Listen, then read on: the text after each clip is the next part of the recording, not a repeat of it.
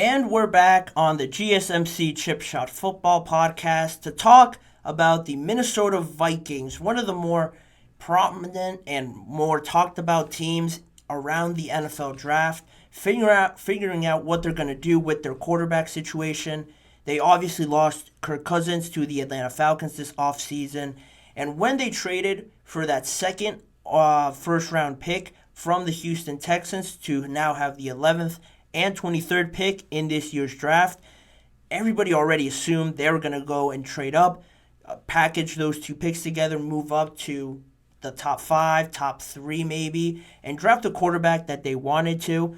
It all seemed to be all written on the wall, all presumed that after the J.J. McCarthy Pro Day, almost all of the NFL was there. All were left impressed by what they saw from J.J. McCarthy, if they weren't already after the season that he had with Michigan. Seeing that, it all was just J.J. McCarthy. J.J. McCarthy, he's going to go top three, top four. He's a lock to go potentially over Drake Maye. And it took, like it usually does in the offseason, for that recency bias, like I keep mentioning, to see Drake Maye in his pro day. And now you have conflicting reports coming from both sides just in a matter of a couple of weeks. After Drake Maye's pro day, you had Fox Sports' Carmen Vitale, a reporter for them, have her sources tell her that Minnesota and specifically Kevin O'Connell in particular like Drake Maye a lot. After his pro day, they were left pretty impressed with him, and that was really where I wanted to take this conversation, comparing both of them, because on my draft board, I guess, my hypothetical draft board, I have J.J. McCarthy still third over Drake Maye. Very similar in what they can produce for you. Arm talent is more underrated, I think, for JJ heading into the year, and now after his pro day, I think a lot more people realized how really not anybody talked about how talented he was with his arm strength, his placement, his accuracy was the biggest thing, and how athletic he was, really showing how he was bigger. He came in heavier at his pro day, or at the NFL Combine, I should say. So the size and the strength questions that they had around JJ, I think, were answered a lot at both the Combine and his pro day. Now, people were left very impressed by him. There's a lot to like about JJ. Like I mentioned, all the stuff that I just did. And the success is the biggest thing for a lot of teams. Seeing him be successful, lead a team to the national championship in the dominant way that they did, I think speaks volumes of him. Not just obviously because the situation was better. Comparing the two teams, you're not going to be able to make a good case for UNC and the level of talent that they had available to Drake Maye compared to what JJ had at Michigan. Those are external factors that either of these quarterbacks can't control. So you just have to really just try your best and measure what you can from their stats, seeing them at their pro days. And that's where it gets a bit tricky, a bit dicey with both of them. Looking at their this past season in college football, Drake Maye threw for 24 touchdowns, 9 interceptions. McCarthy threw for 22 and 4 interceptions. Their QBR were pretty different. Drake Maye had a 79, which ranked 15th in college football. J.J. McCarthy had up to an 88 and 89, which was third in college football. Then the completion percentage as well. J.J. McCarthy beat out Drake Maye, had a 72% completion percentage, and Drake Maye was a little bit further back with 63%. Like I mentioned, a better team than what Drake Maye had. The consensus seems to be that McCarthy is pro-ready now because of the NFL pro-level system and organization that Michigan had with Jim Harbaugh, getting him ready for that next level, knowing that he was going to commit to the NFL draft and get drafted in just a few weeks' time. That whole environment that he was in, it was more pro-ready than the level that Drake Maye had to play with at UNC. Again, that's not either their fault. It's the hand that they were dealt. With Drake Maye, the team that he had in 2022, when he played a lot better than he did last year, a lot of those players just left. They moved on, or they transferred somewhere else. So that view on Drake Maye is a little bit skewed because you saw him probably to the fullest potential in 2022. Then you were disappointed to see some of the numbers go down, but a lot of people just, quite frankly, don't know that a lot of his good players, talented players that made that team very good, just left and moved on, and he had to adjust to new players coming in and how he leads them. So that's another thing to remember. All these little factors that go into how these stats that mostly just people look into kind of play out if you look further into it.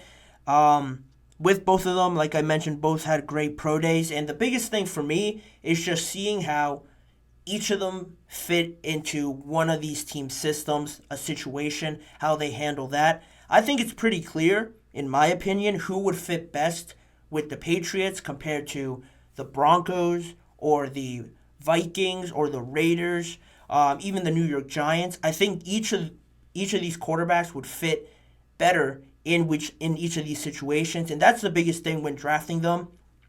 If you want to determine how successful they will be, projecting it going forward, that has to just be the biggest thing for both of them. If Drake Maye goes to the Patriots, it's going to look significantly different than if he goes to the Vikings, in my opinion, or if he goes to the Raiders, even the Broncos as well. I think right now I would agree more with JJ being able to handle a worse situation than Drake Maye would, because, again, all the reports and stuff from analysts, people that look deeper into quarterback analysis than I do, a lot have just been saying JJ is more of a leader than Drake Maye is, or there's more questions around Drake Maye's leadership than there is right now of JJ's. Working with the New England Patriots, who are in a worse situation, they're trying to figure out who the face of their franchise is going to be, new head coach, still lacking in a lot of positions on their roster. I think JJ's just more suited and has the more mental character right now to handle that situation, not to mention the market that they're in, Boston, competing with all these fans and seeing the Celtics, the Red Sox, the Bruins, and all of that just market. That fan base is used to winning, and when things don't go well or even close to remotely well, those fans are not going to be shy about letting you know how they feel, letting you know if you're bad or not, if they think you're awful, if they think you shouldn't be the starting quarterback. It's a lot more ruthless there than, say, the Vikings, who are in a better situation. They have Justin Jefferson, Aaron Jones is there, Jordan Addison, TJ Hawkinson. Their defense got a lot better. That situation, to me, seems more equitable or more adaptable for Drake Maye. Not to mention you have Sam Darnold there, so if you really don't think he's ready to start day one, you could start Sam Darnold for a few weeks. Then, if it doesn't go well, Drake May's been learning at least a little bit and doesn't have to jump in straight out of college. You have time to work with him on his mechanics. That's another thing people weren't really satisfied with. His feet placement, how he moves in the pocket, all the little things that are coachable that pro-level coaches can fix. You're going to have that added time there in Minnesota because you have a bridge quarterback there and all the talent that can help a young Drake Maye adapt to the NFL a lot quicker than the Patriots or the Giants that are really just on the border of blowing their whole situation up, or if it all goes well, continuing on with that project and moving on and trusting this young quarterback if it all plays out well. That's a lot of pressure on a young man who's still trying to figure out a lot, his routines and all that other stuff that's outside of football.